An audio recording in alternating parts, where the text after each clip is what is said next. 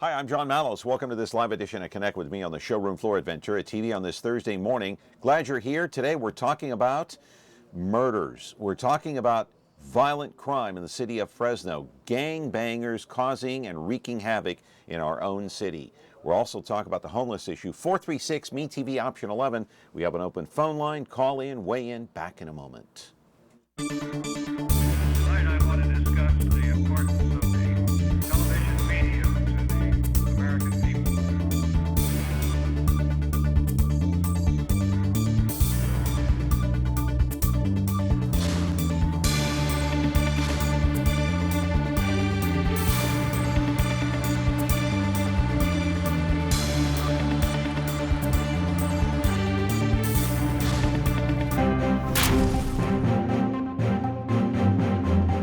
Back here on the program on a Thursday morning. So glad you are here, of course, on Connect with me on MeTV Fresno. Quick programming note for tomorrow.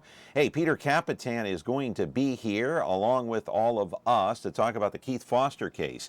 Keith Foster, of course, changing attorneys. He may want to, I guess he's talking about a retrial. I don't know, but he's facing up to 25 years in prison.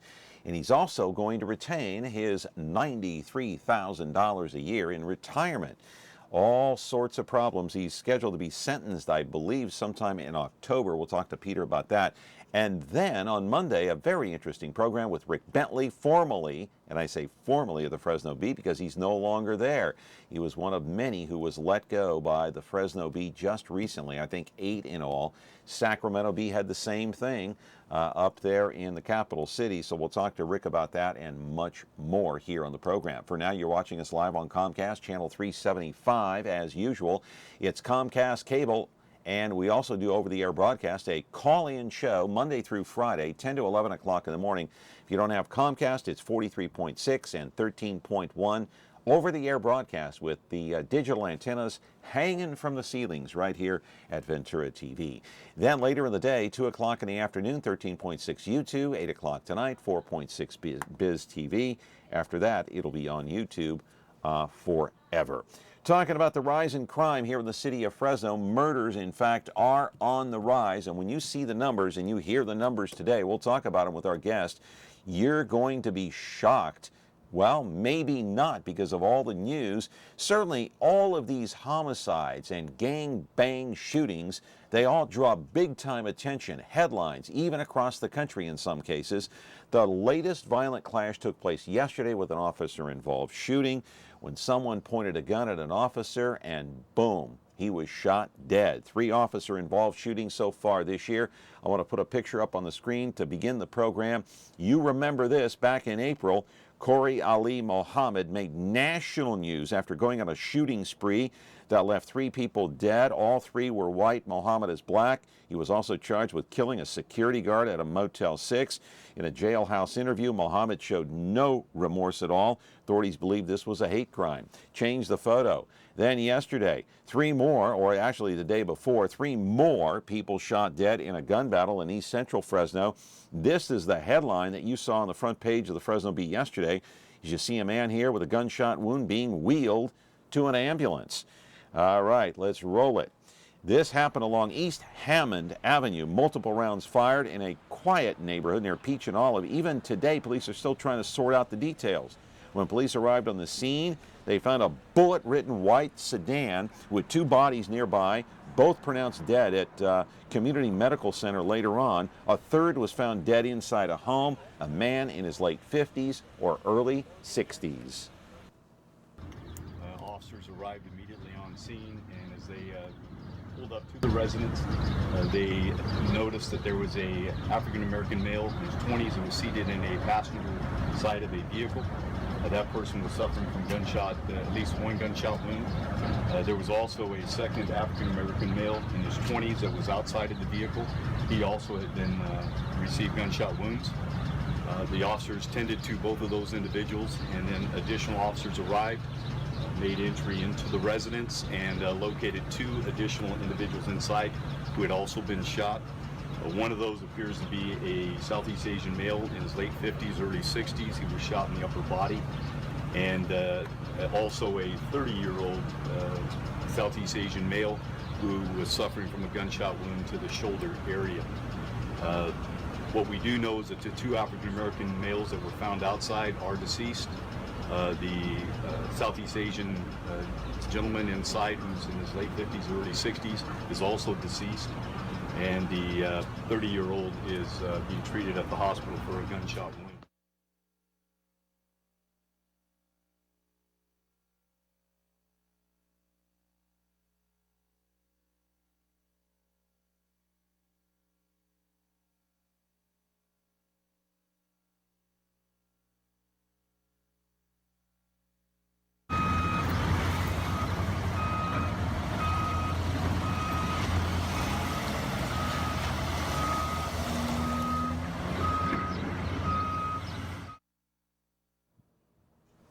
All right, you're looking at video from the other day, that shooting that took place in southeast Fresno as police showed up on the scene, and it was a shooting rampage at a home there. 2 people were found near a car, a white sedan. The other one found, of course, inside a home. The 2 that were found near the white car later died at Community Regional Medical Center. Live in our studio right now is Skip Essick. He is a longtime newsman, formerly of KMJ, and now a programming consultant for 1680 AM radio. Yes, we're here to talk about crime. As I said, Skip is a longtime newsman. He's covered events like this. He knows all about them. He's been in Fresno for quite some time, a number of years, so he's seen a lot in his crime going up. You know what, my friends? I have the stats right here from the Fresno Police Department. Mark Hudson, the PIO, gave me these stats yesterday. Talked to him on the phone for quite some time about all of the the gang violence, the rise in gang violence, and all the rest. We're going to take a commercial break. 436-ME-TV, option 11. You can call in and weigh in. We'll tell you what the rise in murders in this city is for 2017. Hang on to your hats. Back in a moment.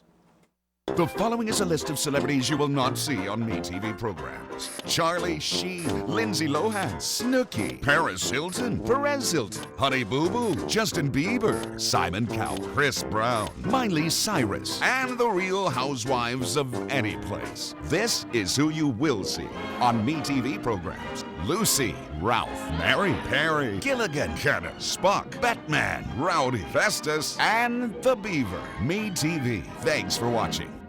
When you like Ventura TV Appliance on Facebook, it's nice. But when you love the Whirlpool appliances we deliver, it's even better. Our website is cool, and it's a good place to start, but you really should touch the merchandise before you buy. Touch the new Whirlpool Ice Collection. It offers a modern style made to create an inspiring kitchen experience. Save big on this Whirlpool Black Ice or White Ice kitchen. Come into Ventura TV Appliance and touch the merchandise today. Back here on the program, hey, let me ask you something, my friends. I came to Fresno in 1996. That's when I arrived, and everyone told me it was like the wild, wild west out here. Jim Patterson was the mayor at the time, and there was a shooting or a stabbing almost every night when I went to work at KMPH. We do have a phone call. Skip Essick is here. Welcome to the program. Good to be here. Let me put this caller on hold. Hang on, caller, just for a moment. And so back then, everybody told me, you stop at a red light, Skip, don't look at the car next to you. And I just want to get a quick response before we take the call here, and that is, are we going back to those days when we can't look at the car next to us when we pull up to a red light? It's funny you bring that up because that happened to me this morning. I do, in addition to consulting on 1680, I do morning newscasts for Kino and the Fox and K-Jewel. And I normally leave the house somewhere around 2:30 in the morning. And as I'm driving down west, I take west all the way down to McKinley and cut over to Fulton Street. And I got to tell you something. What I see that early in the morning in this town is very, very scary. And this morning, as it happens, a car came up behind me, lights, just flashing, up, like he was flashing his brights. And I thought, oh boy, today's my day. And every day I wonder whether today is my day. Going into the radio station at 3 o'clock in the morning and nobody else is there but me, it's a little bit scary. And we had an incident happen last night. When I was trying to get some sleep. I was going to tell you about this before we went on the air. It was about 1 o'clock in the morning. And we live in a very, very nice gated community. And you feel really nice and safe there, right? Secure. So we open up the patio door. We got a patio right off the bedroom. We open up the doors every night, let the nice cool air come in. And about 1 o'clock in the morning, I was awakened to the sound of a helicopter flying over our division with a police officer on the helicopter going, "This is the Fresno police helicopter. Give yourself up." And it scared the heck out of me. And, the first thing I wanted to do was just get up and shut the doors. And, the dog was barking, and you could hear police sirens going on. And it seems to be a regular thing that happens on a regular basis here in this town. And you got to wonder, and I wonder how the viewers feel. I mean, do you feel safe here in Fresno? You take a look at the murder rate right now, and where it is. I mean, you have some real eye-popping statistics, and I reported those numbers just the other day on the air. Yeah, and it's amazing. It's amazing. Yeah, I know. Hey, caller, you're on the air with Skip Essick. Go ahead. What's your question? Skip, let me ask you a question. With your incidents that you had, a lot of times that the police chief here, Dyer, is always blamed for everything. Okay, we know that they're undermanned. It depends on what area you go to. It doesn't make any difference where it's like it's going back 20 years or so. Like you were saying, like you can't even look. Across, to another car, because either going to come out with a gun and start shooting just for the heck of it. But at the same time, how can we change the atmosphere? I mean, people are just shooting just for the fun of it, okay? But even though it's undermanned and all that, even if you brought in 500-600 more officers, it's not going to change what's already happened, okay? The things that happened the last maybe 3-4 weeks, that's, nobody can say why and when, what's going to happen. But they always blame the chief for everything that happens, whether it's on the west side or whatever. But my question to you, Skip, you've seen it all. How can you, let's say, talk with the chief and say, hey, we have to do this, and I don't know if he would listen. But the city council has to understand that they have to get involved with what's happening in their own town. What do you think? I mean, it's so hard to say something, but you've seen it all. How would you tell the chief what he can do? Go ahead. All right. Yeah. First of all, a lot of the police officers in this town are very, very good friends of mine. I know that they do a remarkable job. They work very, very hard. Frankly, I kind of wonder how, if Chief Dyer ever gets any sleep. I wonder about that. The guy has got an enormous amount of responsibility. There's a huge problem in this city with gangs. The statistics that you're going to give, the percentage of murders up, most of it is gang related. And these are gangbangers killing other gangbangers. And frankly, I don't mind if they kill each other. It's just less gangbangers on the street. But here's what I think needs to happen. First of all, I think that the police department is doing a remarkable job with the resources that they have right now. I think the Shot Spotter program that they put into play last year is a big help. It's able to, police are deployed to the scene almost immediately. Well, it helped in the case of this guy, Corey Ali Mohammed, Sure. because that Shot Spotter worked and they were on the scene with They him. got there right away. Yeah. And now Mayor Brand wants to allocate more dollars so that Shot Spotter goes from a 6 square mile area to 9 square miles. And I'm all behind that. I think that the police department does a very, very good job in community outreach too. I really believe that they're doing a good job there. Here's what I think needs to happen though. Right now we're sitting at about 800 police officers, somewhere in that neighborhood. Maybe about 762 exactly. 762. We need to have 1,000. We need to have 1,000 police officers.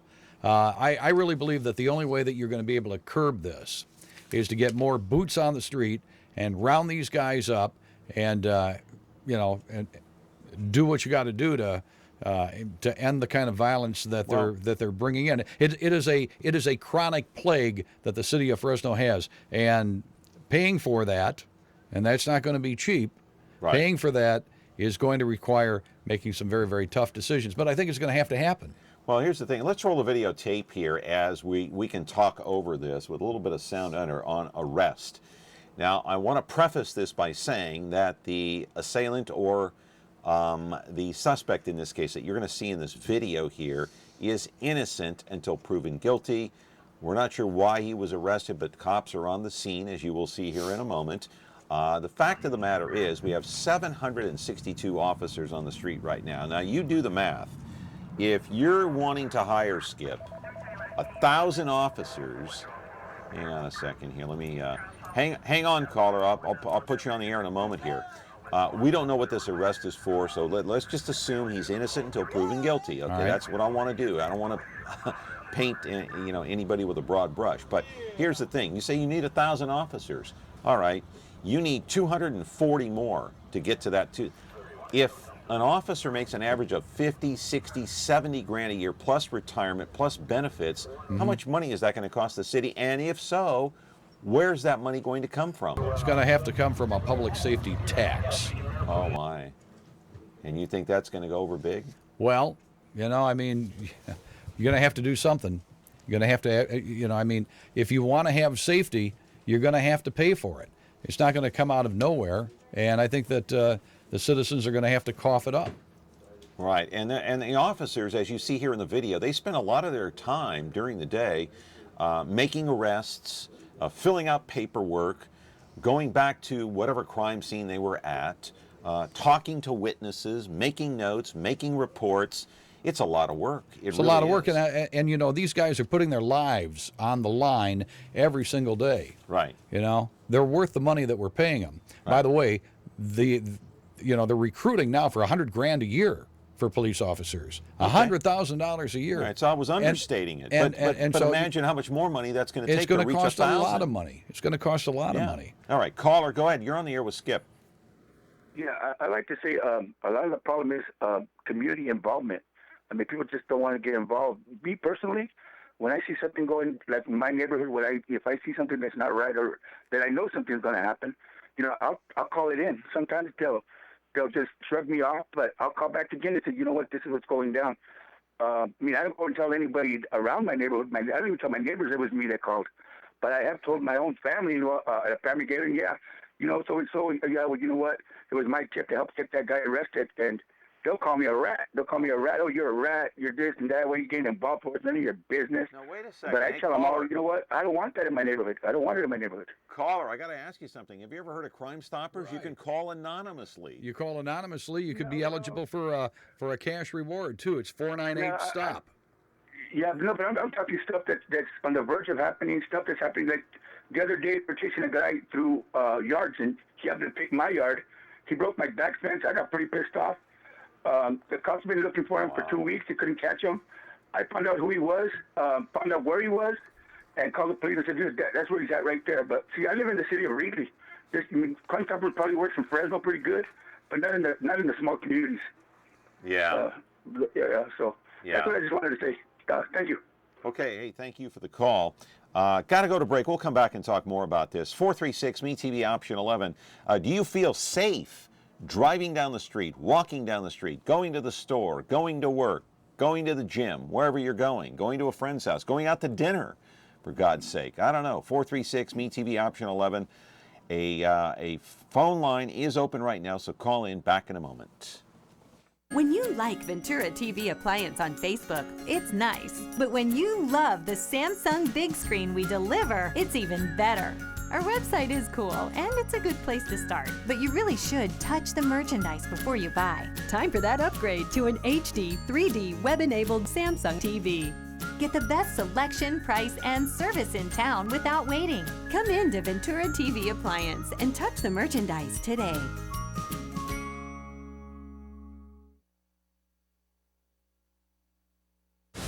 The Justice Network is here. If you haven't tuned in, you're missing a great lineup of gripping stories of real crime, plus an unprecedented effort by viewers like you to play an active role in making your community safer.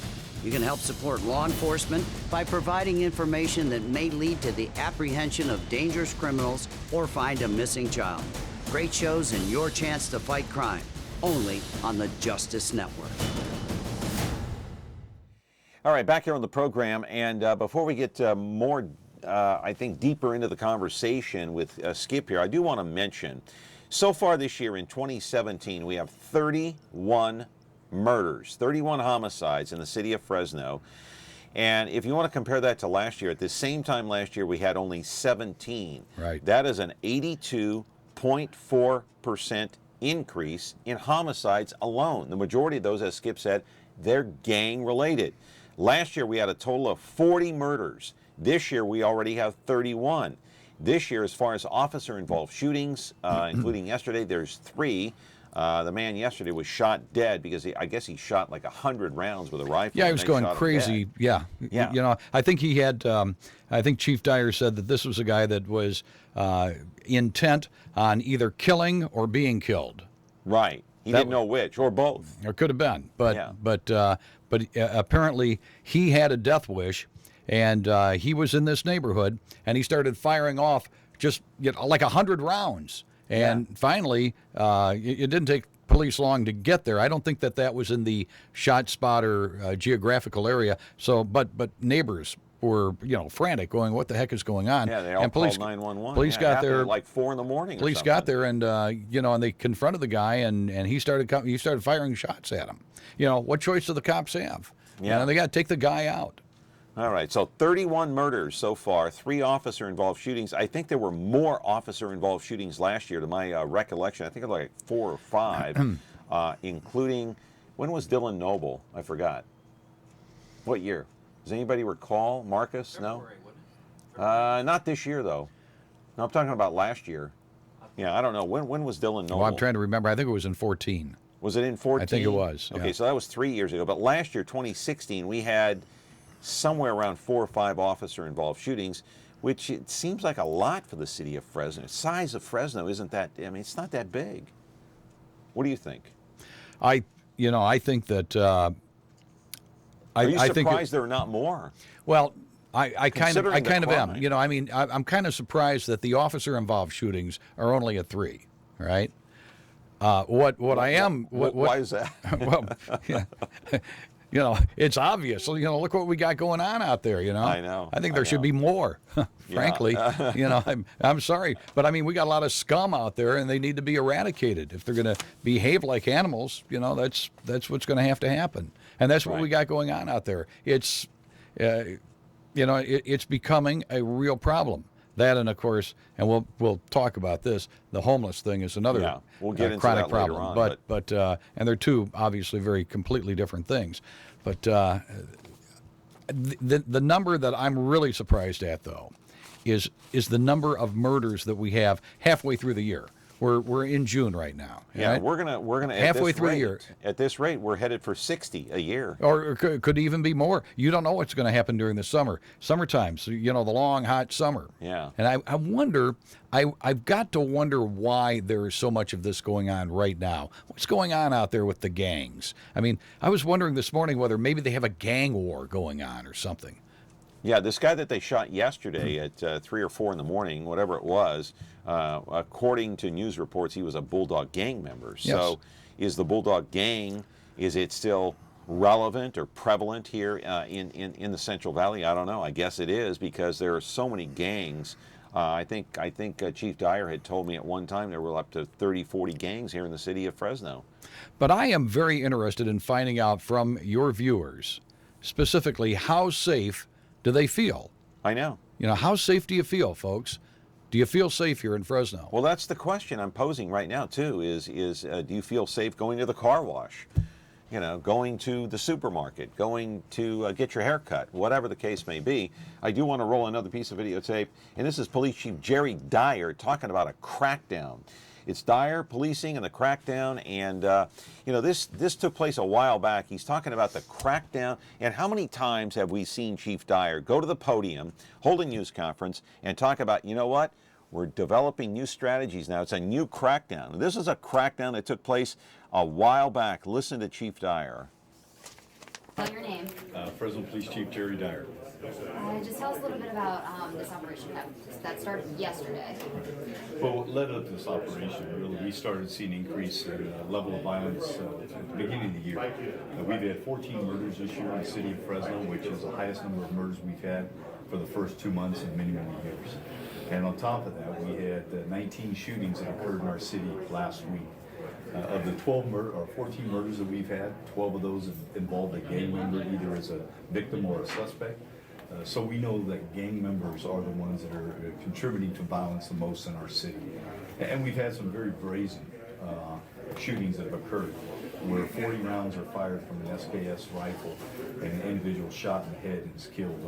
Or this last week, where a pregnant female, 20-year-old female, was shot and killed, and in her room at that time was her 4-month-old child. So we have put together an operation to send a strong message to gang members within this community and those individuals that are roaming around our streets carrying firearms, that we're going to stop them and we're going to take them to jail. Last night was the beginning of this operation with about 100 officers that were assigned. We've designated certain gangs, certain areas, certain individuals within the gangs during specific hours where there's a propensity for violence to occur. And we're suppressing gang violence in our city. And the goal is to not have any shootings anywhere in the city of Fresno. So we've seen Chief Dyer come to the podium many times. That happened just not that long ago when we were only at 14 murders, and 12 of those murders were gang-related, as you heard Chief Jerry Dyer say. And the other day when we had, obviously, that 3 dead here in southeast Fresno, apparently that was I don't know if it was gang-related, but I know it was a home invasion. At least that's what the news reports say. So, you know, so let me ask you this. As I pose another question to the viewers, do you feel safe here in the city of Fresno? Let me pose a question to you. Hiring 1,000 cops is no guarantee we're going to be safer. Well, that's, you know, I think that it's a good question. But I think it's not a guarantee, but I think our chances of being safer are better if we have more protection. That's just the way I feel about it. I think that you're going to have, I really believe you have to have more cops on the street.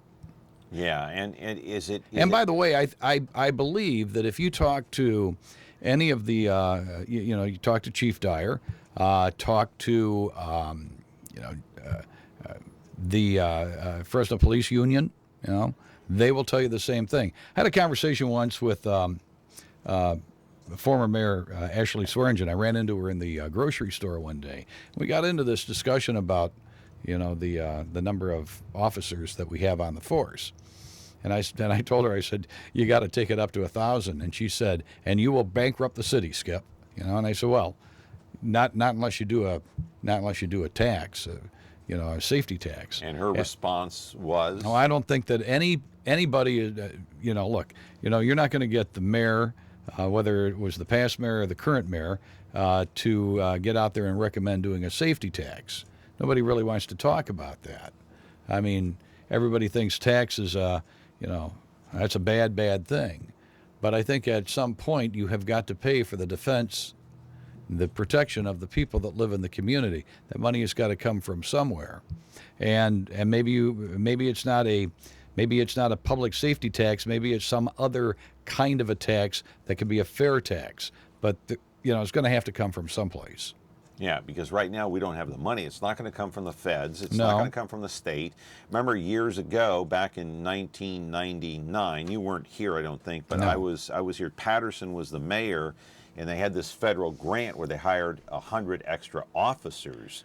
Okay, if we had that now, then we could say, okay, we have 100 more. Now all we have to do is find the money to hire another 100, and we're Right. up to 1,000. But we don't have that luxury now because the feds are cracking down too in terms of pulling a lot of programs back. So what to do. I mean, is it back in the day when I first moved here, you had the Violent Crime Suppression Unit. That was a policing force. It was almost like a paramilitary group that got attention from the New York Times, by the way. They came out and did a story on the fact that they patrolled and just went out on the streets at like 2 in the morning. I think their shift started at like 11, but they went out all hours of the night patrolling the streets of Fresno and having this just this presence out there. And they were imposing upon gang members, and they shot first, asked questions later. Eventually that what happened to that unit? it was disbanded. They run out of money? For a number of reasons. No, it wasn't money. It was a lot of lawsuits. And I think that Jerry Dyer came up with this district policing system that he put a bunch of policing stations, right, district stations, and in then various parts of the city, right, that did the same thing. And that, hopefully, in his mind, he wanted these policing districts to accomplish the same thing that the Violent Crime Suppression Unit was doing. But the Violent Crime Suppression Unit was so aggressive and right, assertive, they crossed the line in many occasions. Well, I think right now we've got some new stations going in, substations. I believe Manchester Center. Manchester Center is one, and the other one's going to be in the Tower District. It may already be there right now, although I don't know whether they are full time. I don't know whether they are staffed on a full time basis, but I think that they should be. Particularly in the Tower. A lot of things happen down there as businesses are really trying to. I mean, the Tower is really doing well right now. I think you're seeing some really neat things happen in that area. But you also have crime. But you have crime, and what would be a wonderful thing would be to see more of a police presence there in the Tower. See, hang on, caller. The atmosphere back in 1999 was different. You had Patterson as mayor, Ed Winchester as the police chief, and Winchester was kind of a no-nonsense guy, didn't care what the media thought, didn't care about anything. And we had 100 homicides, I think, in 1999. Wow. To my recollection. So the violent crime, Winchester said, you know what? Let's do this VCSU, Violent Crime Suppression Unit thing. And it stayed around for several years, and then eventually there was lawsuit after lawsuit, and they said, okay, we got to do something different when Dyer came into office. Well, now at one point, I think that the force, the police department had somewhere around 800 or 900 officers, and then it went way down. Yeah, went way down. Well, that's because we had the federal grant, we hired more cops. Patterson's number one goal was to get crime down, put police on the street. And they wanted the police to have this imposing figure on these gang members because it was the only way to crack down on them. Caller, go ahead. You're on the air with Skip Essick. Yes. I'm concerned with the fact that with all these arrests and all these gangs and everything, you find out that a lot of them are arrested and then released from jail. I mean, what are you going to do with the overcrowding that we have and not enough funding to build more space in our jails? They just get right back out on the streets again. Yeah, that's a problem. That's a big problem. I wish I had the solution to that. Yeah, I don't even know what to say about that. But ma'am, do you feel? My concern is, just let me finish this and then I'll listen and hush up. My concern is that we're going to fund all these officers, which we definitely need. Yeah. But there are so many of these members that don't actually do the shooting, but that are picked up with the involvement or whatever, and they're kicked right back out on the street. And it's scary because there's umpteen numbers of gangs out there. Yeah, and they feel like, hey, they're going to go light on me anyway, so I'll just do the crime. It won't be, I'll be out in a few months or whatever, and I'll be back on the street, and I'll do my thing, and maybe I'll go back and whatever. But let me ask you something, ma'am. Do you feel safe going to the supermarket, going to get your hair cut, going to whatever, a friend's house? No, I don't feel safe anywhere. And the sad thing is I am 64 years old. I'm well enough to drive and take myself places, and I used to do it all the time. Now I have a 92-year-old mother that I worry about because I don't want to leave her, but I don't even want to take her to the doctor, because I'm afraid that we're going to get shot in our car, or something like that's going to happen. Unless my husband's with me, I'm afraid to go anywhere. What And part I of never town do you used live to in? be. I live near Kerman, California. You live near Kerman.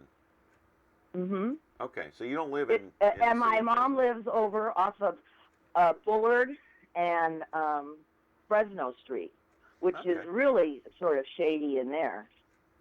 Well, I mean, there are worse parts of town than than Bullard. Oh, I know, but yeah, there are. But do you understand what I'm saying? When there's two girls driving, or if you're by yourself, it's scary. Yeah. You know, it's just scary, especially going to to Walmart or something, or going into a shopping center. Yeah. You know, you have to carry your phone or something to look like you're talking to somebody, because I'm afraid I'm going to get hit over the head or robbed. Well, it's not so much that. I mean, don't you feel? I'm going to ask both of you, Skip and the caller. Don't you feel? I mean, here's what I think about when I go someplace: is are two rival gang bangers going to eye each other, and then all of a sudden a gun battle will ensue. And you're right in the front of you. crossfire. Yeah. You worry about that? I do. It's funny you bring that up. I do too. Uh-huh. You worry about that? And not only that, you're going to revitalize downtown area. There's a lot of gang stuff that goes on down there, or around there in certain areas. How do you expect to go down there and not get caught in the crossfire, or going from the east side of town to the west side of town? So I take it that you wouldn't be caught dead over there at Chancey Park at night during a baseball game, huh? Nope. Not unless I was with a group of people or my husband. Yeah. I used to go with girlfriends. You know, that was a big thing. Is she typical of somebody that lives here in the Central Valley? I don't know. I really don't know. You know, I'm kind of in my own little world, and I know that my wife is fearless. She doesn't really worry about things like that. Yeah. Here it is, 1 o'clock in the morning, helicopter over the head, police, in the helicopter going, "This is the police, give yourself up." And I'm saying to my wife, "Hey, listen to this." Hey, go back she to goes, sleep. She goes, "I'll go back to sleep," and I'm worried about it. Hey, ma'am, what about your friends? What about your family, other family members? Do they feel the same as you? Sure. They do? Sure. You have to go out. What is that saying that you have to go out by yourself? You have to go out with more than one person when you leave the house or when you go somewhere. You don't dare go anywhere by yourself. I won't even go walk my dog by myself. That's how scary it is. Yeah. Well, I don't know. And like you said, it's being caught up in the crossfire. It's not necessarily that you're afraid of going out. I'm strong and healthy and everything, but it's the fact that you can be caught up in the crossfire. Do you have a gun in the house? Especially going for pardon me? Do you have a gun in your house? Yes, but I don't know where it is. Well, you better find it. My husband won't let me know where he keeps it or anything for safety purposes. If they take your husband down, you better know where that gun is. I'll tell you that. Maybe there's a reason your husband doesn't want you to. I got a fearless dog. They'll have to go through my dog first. Maybe there's a reason your husband doesn't want you to know where the gun is. My exact feelings.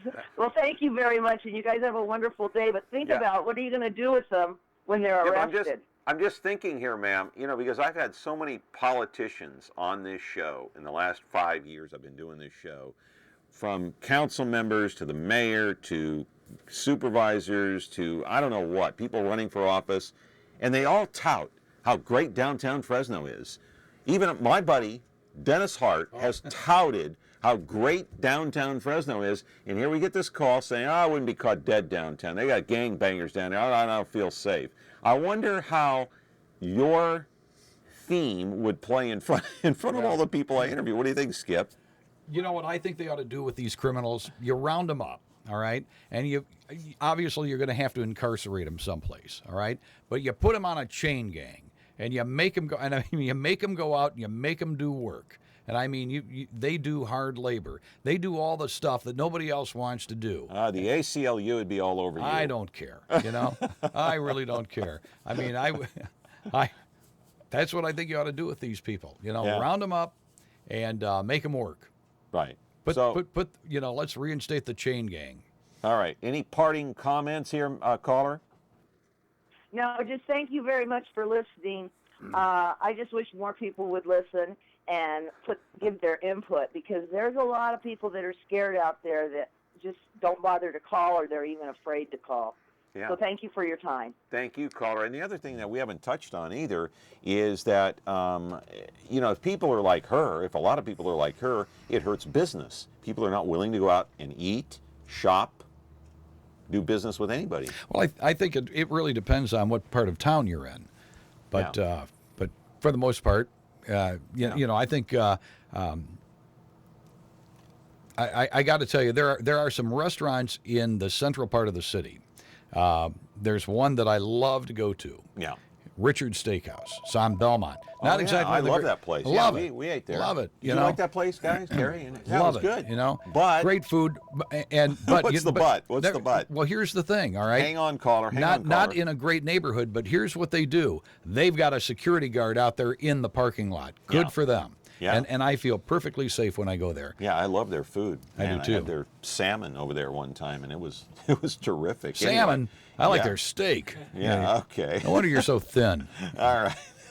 Caller, go ahead. You're on with Skip Essick. I find it interesting that your guest lives in a gated community and feels very safe. Is that correct? Actually, I do live in a gated community, and I do not feel safe. Well, how do you feel about our current administration wanting to secure our borders? I beg your pardon?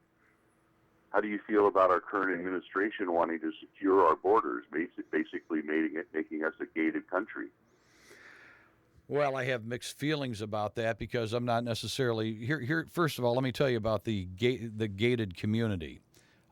These gates that protect the gated communities are really more decorative than anything else. It wouldn't take much of anything to plow through those. So I don't really think that you're really being protected much by that. Having said that, I think that if you try and put up a wall or a big fence or whatever it is that you're going to try and do, if people want to get in, they're going to get in. If people want to get out, they're going to get out. And, there are some very enterprising people who have built some really amazing tunnels, particularly between the most recent one that I'm aware of is between Mexicali and Calexico, down there on the border in Baja, and it was a very, very elaborate tunnel. Now, you tell me what you're going to do. You're going to make a wall, and it's going to go down into the ground, 20,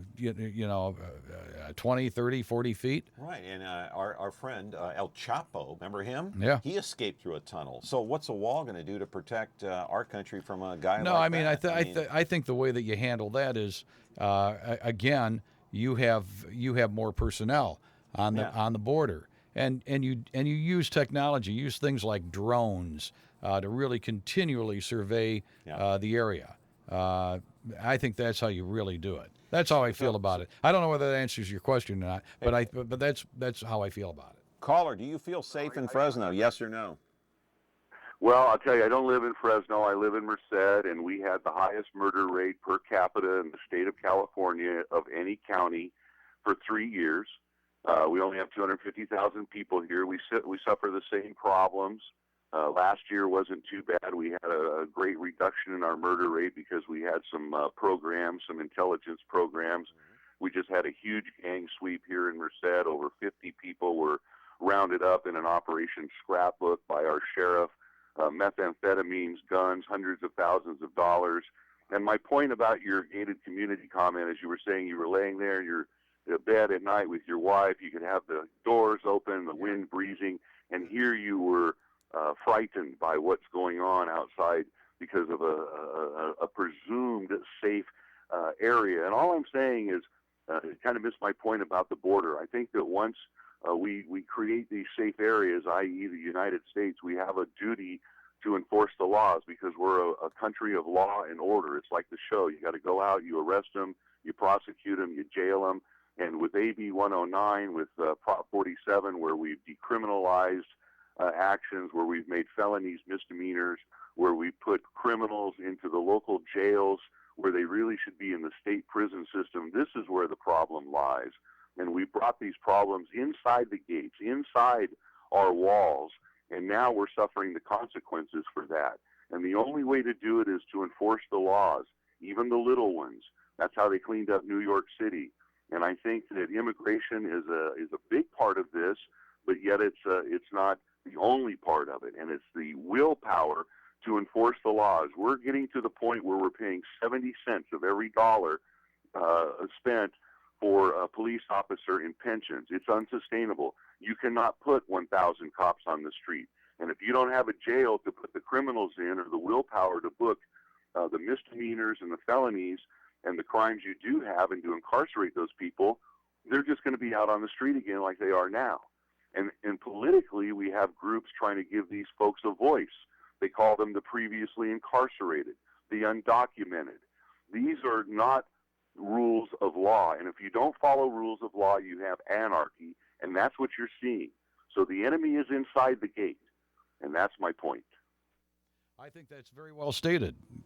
You obviously have done your homework. Are you in law enforcement?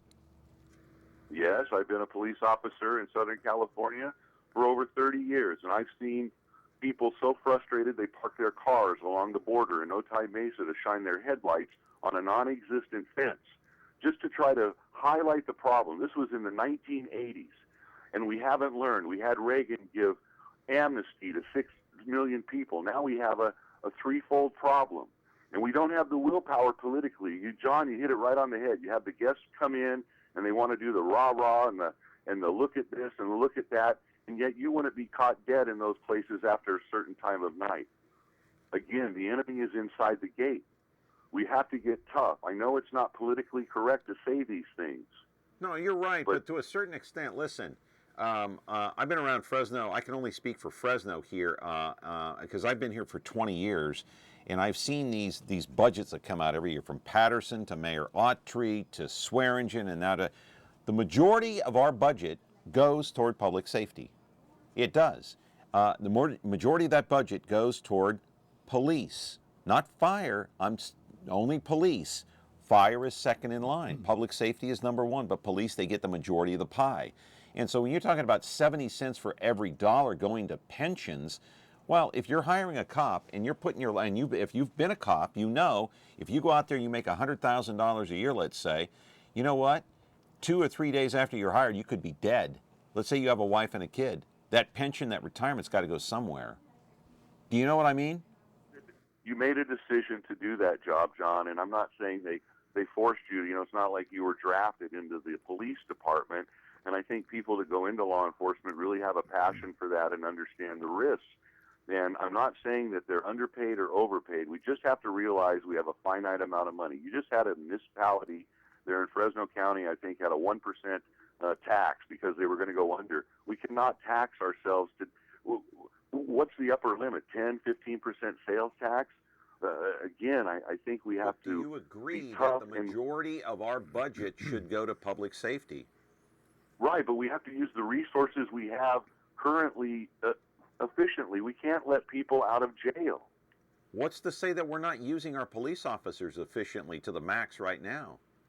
No, but you have to understand, if your police force can't book people into jail, we have folks that have 50, 60 warrants, and they're not able to. There's no accountability, John. People don't have accountability. You're talking about the overall picture. You're talking about the picture here in California where inmates are being released. Okay, you're talking about a state program, federal program. And so all of these have to work cohesively together, and it seems like they're not working together, because when an officer goes to book somebody, maybe there's not enough room in the jail, or maybe 2 days later, or 2 hours later, 2 minutes later after they're booked, they're back out on the street. I'd like to find out from the caller what he thinks the solution would be. What do you think? I mean, do you feel that we need to have more state penitentiaries to incarcerate? I think this problem started in the state of California when Governor Brown was sued by the prisoners for overcrowding. You remember in the 90s, we went through a tremendous prison building boom in this state. We built 10 penitentiaries, Corcoran, Coalinga, Susanville, you name it. and they were immediately packed to capacity, 150% capacity. And why do you think that is? Why do you think they were packed? Because we had a lot of people committing crimes. Don't you remember 3 Strikes, Polly Kloss, abducted from her bedroom, raped by a criminal who had been... Yeah. Okay, now we've gone backwards. Now we're saying these folks need another chance. They need, they're previously incarcerated. They're not felons. They have a seat at the table, and that is wrong because our society is going down. My solution is build more prisons, but defang the prisoner union. That's why Governor Brown isn't wanting to build more prisons. He can't afford it. We can't afford to incarcerate the people that commit the crimes, and that's wrong. And we're abdicating our responsibility to the rest of society. Yeah, it's a whole different aspect to this topic. I know it's a big, broad, it's a more universal thing than this show, but it relates directly to Fresno as it does to really California. Hey, quickly, because I'm short on time here. Do you feel safe walking the streets of Merced? I do, because I'm still relatively young, and I think I can take care of myself. But I don't feel safe for some of my neighbors, some of the elderly, some of the more vulnerable in our society, and that's what really, like I say, the enemy's inside the gate. Are you packing heat?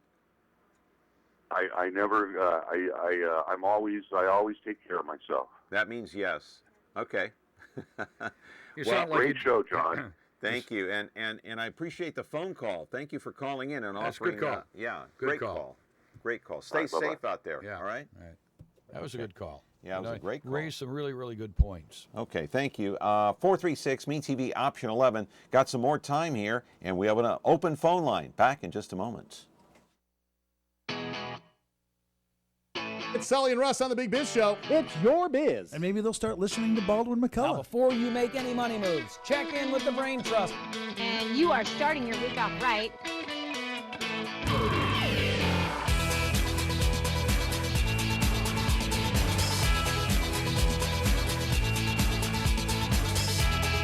Biz TV is now on KBHF Channel 4.6. The new Frigidaire Professional line at Ventura TV Video Appliance. Enjoy generous-sized cooktops and sauté or simmer with ease, while true convection ovens offer even baking and juicy roasting perfection. Foods stay their freshest in spacious refrigerators with convenient controls and clear filtered ice and water. Easy to clean surfaces reduce fingerprints, and the quietest of dishwashers makes cleanup a snap. The new Frigidaire Professional line at Ventura TV Video Appliance. Back here on the program talking about crime, and we have a phone call, but I want to ask you first, Skip. We have an email question. You mentioned the chain gangs. Bring that back. Do you really believe that, first of all, that we could actually do that? You're talking about the ACLU. You're talking about a violation of rights. You're talking about incarceration, maybe abuse. I have to tell you, I think we really got to rethink what kind of rights these people have if they're out there committing violent crimes. And no, I wouldn't put them in chains, but I'd have them out there, under hard labor. Yeah, absolutely, I would. What about building more prisons? Would that help? Well, in your opinion, I don't know. It would be very expensive, obviously. You're talking about not only the cost of the construction and the staffing, but then you have the huge expense of taking care of all these people. It's a real problem. I don't have an answer. Caller, you're on the air with Skip Essex. What's your situation? How do you feel? My solution to the problem would be a greater emphasis on early childhood education, and also mentoring programs to get these people on the right track, so they don't commit these crimes in the future. They know what the right path is. Thank you.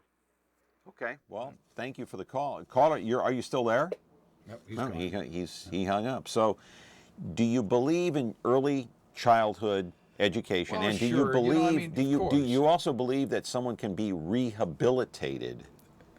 I think I don't know whether they can or not. It really depends on. Not all of them are going to be rehabilitated. It just isn't going to happen. Yeah. And early, working with kids. Hang on, caller. But that isn't going to take care of the problem we have right now. You know? Yeah. Now we need to have a solution right now. And I Caller, agree with hang on. I agree with the caller that we had, the previous caller, when he said, you know, you got to get tough. You got to enforce the laws. And I absolutely agree with that. Yeah. But I still think you got to have more cops on the street. All right, caller, you're on the air. Go ahead.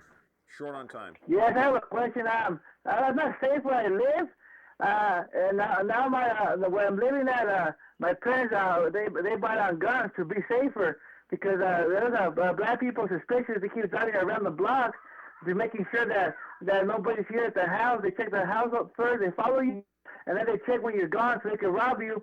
But now the thing is that we have the alarm and guns. And one of my cousins is going to move in. He's kind of switched 5150. He wants to take grenades and a bomb. All right. Thank you for the call. I appreciate it. So here's a guy that I guess doesn't feel safe. I don't know. Now, you could tell in his voice. Yeah, he was anxious. Yeah, very anxious. very much so. All right, let's change topics here. And I want to put up a full screen for our viewers at home and ask you if this is part of the problem. Because, you know, listen, you can't, well, we got another call now. Let me put that graphic up just in a minute here. Let's take this call. Go ahead. You're on the air, but short on time. You're on with Skip Essick. All right. Well, quick thing. I just want to say I'm not in the idea of building more prisons, but I sure am when it comes to they arrest somebody and they're out the door before 8 a.m. in the morning. And also, too, they need to make them do hard labor, no more country club in the jail, and I'll be listening for my answer. Okay. Thank you. There you go. Okay. All right. I don't disagree with that. Let's put the graphic, Fresno homeless. I want to put that up on the screen here because I want to just look at the trends here. Oh, it's unbelievable. Yeah, 2014, you had over 1,600 on the streets just roaming around. Right. Went down in 2015, went back up in 2016. Now in 2017, back up to 1,351. These stats are accurate, and we have another call now. I'm going to put this caller on hold. Hang on, caller. I'll get to you in 1 second. And we only have 2 minutes. Carrie, roll a videotape on the homeless as we talk about this. Skip, in 20 seconds or less, how big a problem is this in Fresno? I think it's the second biggest problem we have. Look at that. You see all that? Well, these are the homeless encampments that were disbanded. Right. I call those Fresno moving vans. And I see them going up and down the street in the middle of the night. The shadow people, you've got to be very, very careful. You might hit them. Can it be solved, the homeless problem? Wow. Yes, I think it can be solved. And here's what I think it takes. I think it takes commerce. I really believe that the more commerce you have, I believe that in downtown Fresno, as you see more development downtown, you're going to see homeless people go someplace else. And the more commerce you have, they're going to migrate to another area. And they are migrating to northwest, to northeast, to east central, and other parts of the city. We only have 1 minute. Caller, it's got to be in 20 seconds. What's your question? Quick. Yeah, California Department of Forestry already uses con crews when we fight fires. I mean, I'm a hotshot crew foreman. The work they're doing at Lake Success with the California Conservation Corps is also to raise the capacity of that lake is also being done by con crews. So the California is already utilizing their prison people already. I don't know why they just don't expand that project, that program even further. All right, thank you, caller. Go ahead. Yeah. But getting back to the homeless problem, I think that there is a solution to it. I really do.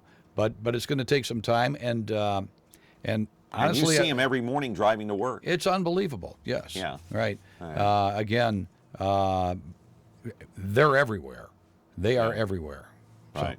All right. I guess are we out of time? Yeah. We got to wrap it up. Skip, good to see you. Come back again soon. All right. I hope. Amigo, I'll see you. All right. Take care. Good to see you, and thanks for the conversation today. Skip Essick, of course, the over at 1680. Hey, he's a marketing guy, and he knows what's going on in the city of Fresno. He's been here a long time and a long-time newsman. See you tomorrow with Peter Capitan, the attorney, talking about Keith Foster. Have a great day.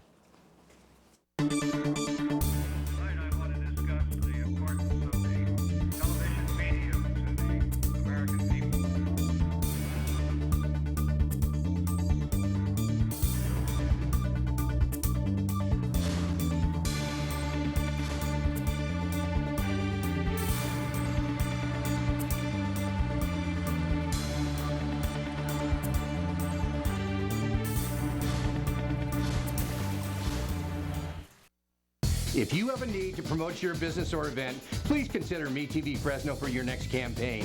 MeTV reaches over 100,000 of your potential customers in the Fresno area every single week.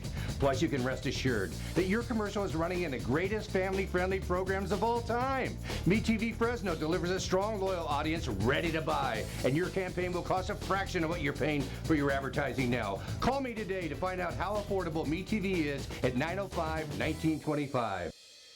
When you like Ventura TV Appliance on Facebook, it's nice. But when you love the Whirlpool appliances we